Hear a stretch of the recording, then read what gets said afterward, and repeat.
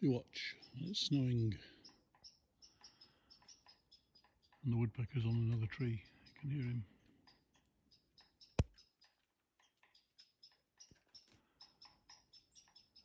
It's over there somewhere in the woods,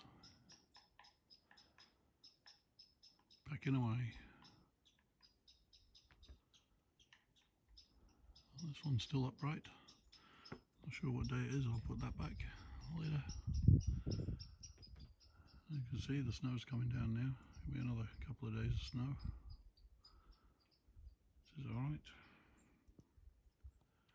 I don't mind.